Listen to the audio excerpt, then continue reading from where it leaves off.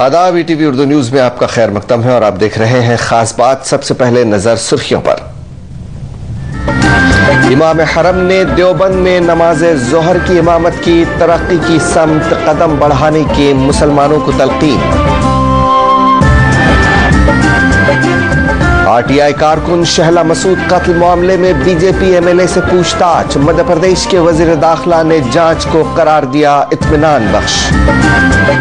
और मौलाना अबुल कलाम आजाद की हयात और खिदमात पर भटकल में कुल हिंद सेमिनार। मौलाना की जिंदगी को सियासतदानों के लिए बताया गया नमूना।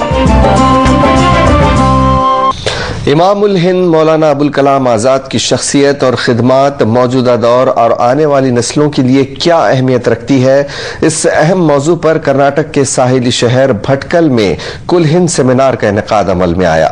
अंजुमन डिग्री कॉलेज के शोबे उर्दू और PG सेंटर की जानिब से मुनक्किदा सेमिनार में मकाला निगारों ने मौलाना अबुल कलाम आजाद की खिदमात पर रोशनी डाली।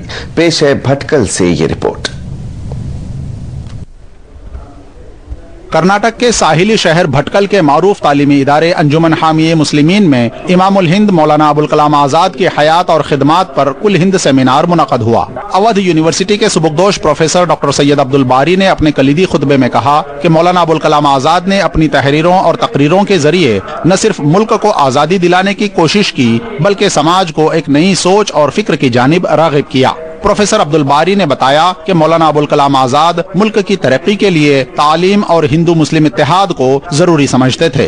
अंजुमन हामी मुस्लिमीन के जनरल सेक्रेटरी अब्दुर्रहीम जुकाको ने कहा कि नौजवान नस्ल अपने कायदों और रहबरों को भूल रही है।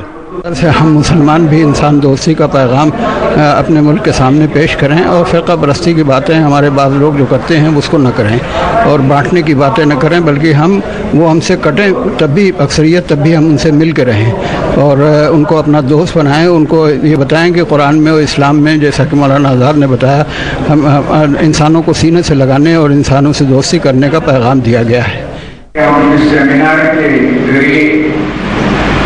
हमारे लीडरों की, रहबरों की याद करें, उनकी जो खिदमत है उसके बारे में हम फोकस करें और हमारे नौजवान को एक काबिल तकलीफ नमूने की तरह उनको पेश करें। भटकल के इस सेमिनार में मकाला निगारों ने कहा कि मौलाना अबुल कलाम आजाद की शख्सियत से मौजूदा सियासतदानों को सबक हासिल करने की जरूरत है। कालीकट यूनिवर्सिटी के शोबे उर्दू संस्कृत के प्रोफेसर डॉक्टर कृष्ण V नकुलन ने कहा कि अबुल कलाम आजाद ने कई अहम इल्मी और अदबी इदारों की दागबैल डालकर साबित किया कि सियासतदान की जिंदगी अवाम की खिदमत के लिए वक्फ होनी चाहिए। दिल्ली के डॉक्टर ताबिश मेहदी ने कहा कि अबुल कलाम आजाद ने अपनी उर्दू और फारसी शायरी के जरिए नौजवानों को तामीर समाज की जानिब राग़िब किया है। अमीर पसंद मुसन्निफीन अब के लेना चाहते हैं। हालांकि वो दौर गुलो बुलबुल का दौर था, लबो रुखसार का दौर था, लेकिन अबुल कलाम आज़ाद ने उस दौर में भी जो शायरी की है उसमें उन्होंने मिल्लत को पैगाम दिया है, नई नस्ल को एक तामीर की तरफ उभारा है और उनको अच्छे कामों के लिए उकसाया है। वाहिद ज़बान उर्दू है, इसलिए उर्दू को एक अहम रोल अदा करना है। मौलाना आज़ाद की शख्सियत आज के सियासतदानों के लिए एक नमूना है, इसलिए कि वो इतना क्लीन शख्सियत है।